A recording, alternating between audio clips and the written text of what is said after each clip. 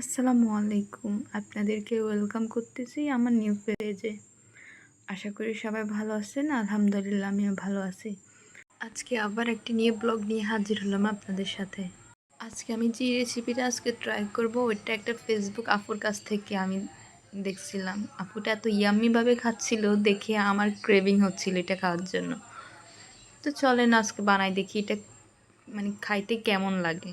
তো প্রথমে আমি আলুগুলোকে সিদ্ধ করে নিয়েছি রাইস কুকারে। এরপর আলুগুলোকে ছোটো ছোটো করে কিউব করে নিচ্ছি। কিউব করার পর এগুলোকে তেলের মধ্যে দিয়ে ফ্রাই করে নিচ্ছি। ব্রাউন কালার হওয়ার পরে এগুলোকে উঠাই নিব। এরপর পেঁয়াজ কেটে নিলাম অফ ক্যামেরাতে। ভালো করে আলুগুলো ফ্রাই করা হয়ে গেছে, ব্রাউন কালার করে নিয়েছি। আপনারা আপনাদের ইচ্ছা মতো নিয়েন। এখন পেঁয়াজগুলোকে আমি ব্রাউন কালার করে নিব, এর সাথে রসুন বাটা মিক্স করব। আমি এখানে ম্যাগি মশলা ইউজ করতেছি। এখন যে আলুগুলো আগে থেকে ফ্রাই করে নিয়েছিলাম ওইগুলোকে এখন মশলার সাথে সবগুলো মিক্স করব। এরপর ঘরে থাকা একটা সিক্রেট মশলা মিক্স করলাম। আপনারা চাইলে আপনাদের মতো করে মশলাগুলো অ্যাড করতে পারেন। এরপর হলুদের গুঁড়ি, মরিচের গুঁড়া মিক্স করলাম।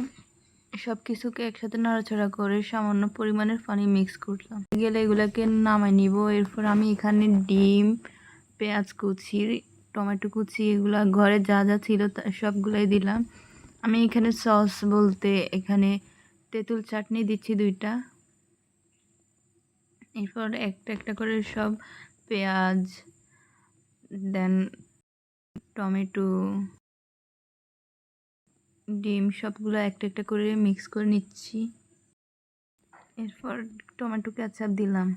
আমার আলু চাট অলমোস্ট রেডি। সবগুলোকে এখন একসাথে মিক্স করব আর টেস্ট করে দেখব যে আসলে এটা কেমন।